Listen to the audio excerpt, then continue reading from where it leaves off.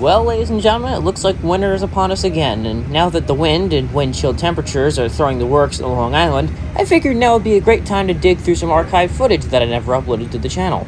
Because honestly, what better way to fill the gap of me not being able to go out and get content than with some actual content that I already have on my camera roll and is just sitting around waiting to be used.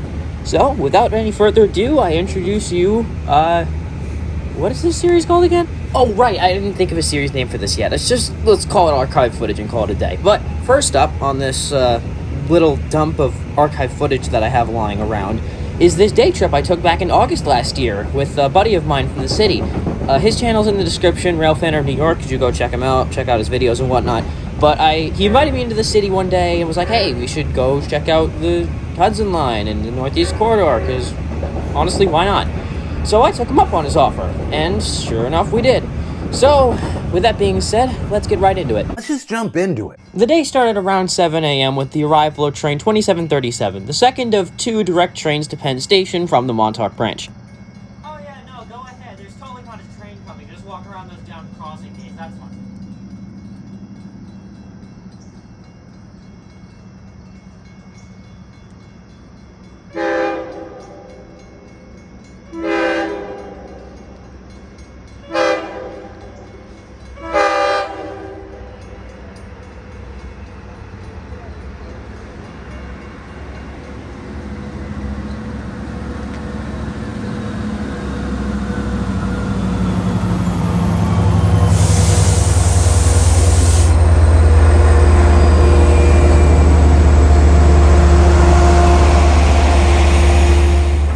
As we pass through the yard of Babylon, we see some M3s that are still sitting around waiting to be scrapped.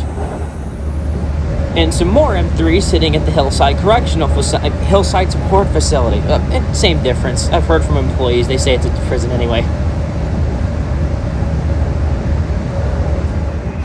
Contrary to its name on this particular day is Sunnyside Yard, where all the Amtrak and NJT equipment sit around and play poker until they're needed for actual revenue train service.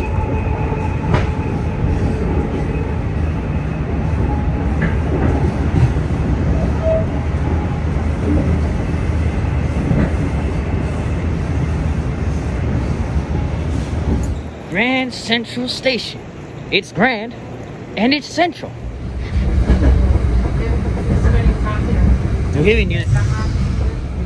The first thing on our itinerary for the day was a trip up the Hudson Line. There they are.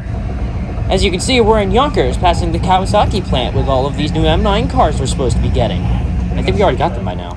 The conductor on our train up to Croton Harmon was really chill, since he noticed we were in Railfanning gear and stopped to talk with us about trains. Although looking back, I wish I got more footage of this trip back and forth. I really didn't use my camera that much. Back in Manhattan, we have subways, because that's really what Manhattan's known for, is their long, extensive spaghetti of a subway system. In fact, I have to give credit where credit's due. Most of the stuff I know about subways is because of my friend that I was traveling with, so you know what? I only know that this is an R46 because of him. Although I'm not necessarily interested in subways more than I am trains, I do have to admit that the New York City subway system is really impressive when you look at it. I mean, in this clip alone, there's 3 trains running past each other at the same time. They're all going to different places, they're all stopping at different stations, they all have a crew on them. You know, it's just something you think about sometimes. I sound like I'm high out of my mind. I need to get back to the story. Anyway, we hopped on a bunch of subways after we got off of Metro North at Grand Central. We ended up back in Penn Station, and then we took Path, which, again, I didn't get any footage of, but it was really, really interesting to be on a subway that wasn't New York City. Although it is really fun to explain the whole situation, as I got off the train at Grand Central, took a bunch of subways, and somehow ended up in Hoboken, of all places. So now we find ourselves in Hoboken, New Jersey, and Hoboken Terminal, which is a living, breathing piece of history that is still serving New Jersey Transit trains to this day. Seeing the structure of the depot is really an interesting change of pace considering the regular commuter stations I usually see on the Long Island Railroad. We watched the commuter trains arrive and leave for a little bit, and then we found ourselves on a train bound for, I think, Spring Valley. It didn't really matter, we were getting off at Secaucus anyway. Although leaving the station, we did see a bunch of interesting equipment sitting in the yard, such as the Central Railroad of New Jersey Heritage Unit, NJT GP40-2 4109. This isn't my first time seeing 4109, but it is always cool to see a Heritage Unit. Oh, and I almost forgot. NJT F40PH-2 cat number 4119. One of 2 New Jersey Transit F40s still operating to this day. Also, we saw some ex-Central New Jersey GP40-2s that are still in revenue service, which I honestly thought that they were retired sometime back, but I must have been thinking of something else. Like I said, I'm not brushed up on New Jersey Transit stuff. There's people for that. We hopped off at Secaucus because we were planning on taking a Northeast Corridor train further south to Princeton Junction.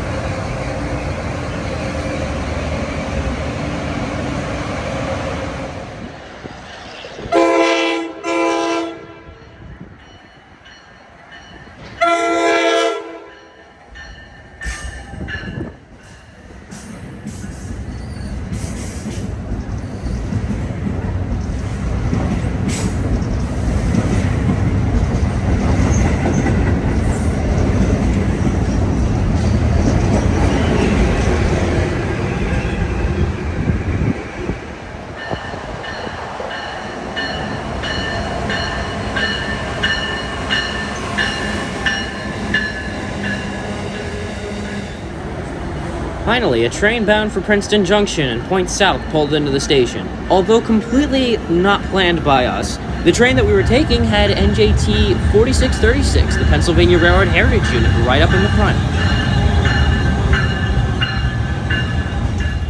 We also passed by some Amtrak RTL3 turboliners, which are no longer in service because of some lawsuit in the state of New York, but it was really cool to see these again. This isn't the first time I've run into them.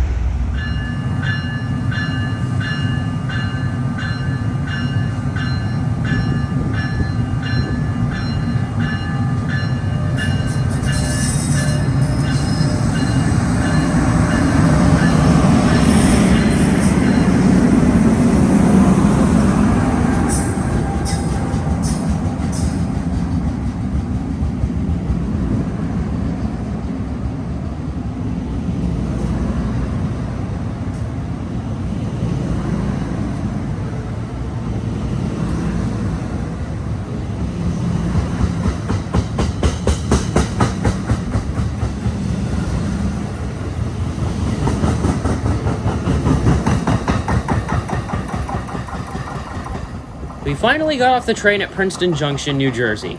Many people will know this spot as it is a rather historically significant place on the Northeast Corridor, and it is quite busy. Amtrak and New Jersey Transit trains come flying through here every day.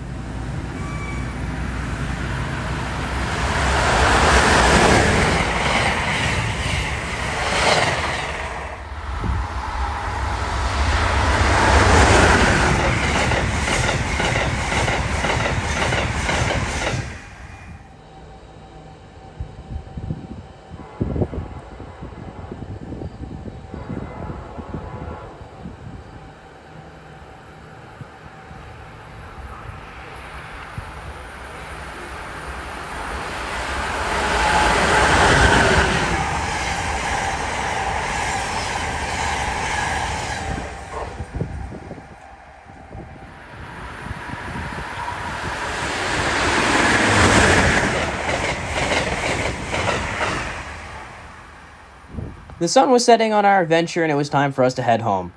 We hopped off the NJT train we boarded at Penn Station, and I took this dual mode set to Oyster Bay. Well, not entirely. I obviously hopped off here at Jamaica.